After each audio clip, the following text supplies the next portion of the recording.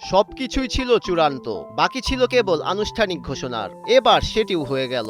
Rodrigo to Barcelona confirmed and here we go. Manchester সিটির ডেরা ছেড়ে এবার বার্সেলোনায় নাম লেখালেন বিশ্বকাপ জয়ী স্প্যানিশ কাপ্তান। 2024 সালের ব্যালন ডি'র জয়ী অফিসিয়ালি স্বাক্ষর সারলেন কাতালানদের সাথে। 70 মিলিয়ন ইউরোতে 4 বছরের চুক্তিতে মাঝমাঠের এই কারিগরকে দলে টেনে নিল স্প্যানিশ চ্যাম্পিয়নরা।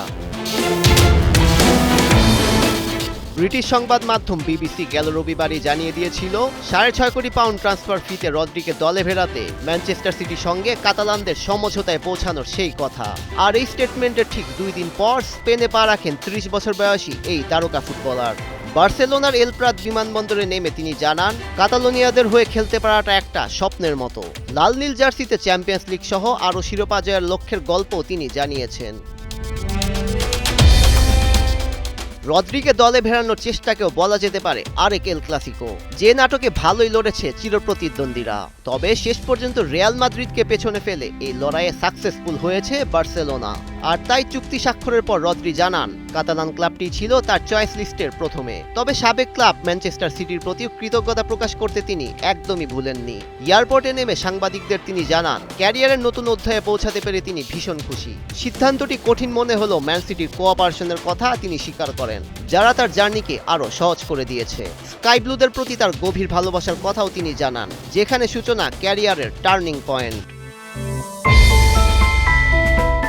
ফুটবলে কাতালানদের আন্ডারস্ট্যান্ডিং ও ভ্যালুর জন্যই বার্সাকে বিশ্বসেরা মানেন রদ্রি। আর তাই 15 বারের ইউসিএল চ্যাম্পিয়নদের অফার পেয়েও তিনি রাজি হননি, কারণ হান্সি ফ্লিকের বদলে দেয়া বার্সেলোনাই ছিল তার প্রথম পছন্দ। 2019 সালে আতলেতিকো মাদ্রিদ থেকে ওই সময়ের ক্লাব রেকর্ড 6 কোটি 28 লাখ পাউন্ড ট্রান্সফার ফিতে সিটিতে নাম লিখিয়েছিলেন রদ্রি, এবং দ্রুতই পেপ গার্দিওলার স্কোয়াডে সবচেয়ে ইম্পর্টেন্ট প্লেয়ারদের একজন তিনি হয়ে উঠেছিলেন। সিটির হয়ে 7 মৌসুমে সব প্রতিযোগিতা মিলিয়ে 298 ম্যাচে 28 অ্যাসিস্টের সাথে করেছেন 32 গোল। ক্লাবটির জার্সিতে 4টি প্রিমিয়ার লিগ, 1টি চ্যাম্পিয়ন্স লিগ ও 2টি এফএ কাপ সহ মোট 12টি বড় ট্রফি জিতেছেন তিনি। 2023-24 মৌসুমে আগুনঝরা পারফরমেন্সে আদায় করে নেন বর্ষসেরা ব্যালন ডি'র পুরস্কার।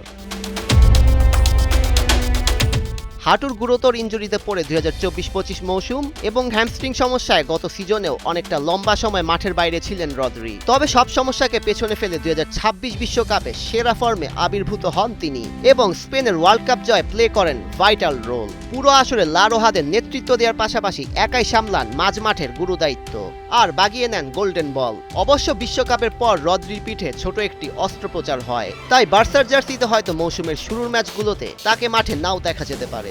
আগামী রবিবার এলচের বিপক্ষে ম্যাচ দিয়ে লা লিগার শিরোপা ধরে রাখার অভিযান শুরু করবে হান্সি ফ্লিকের দল।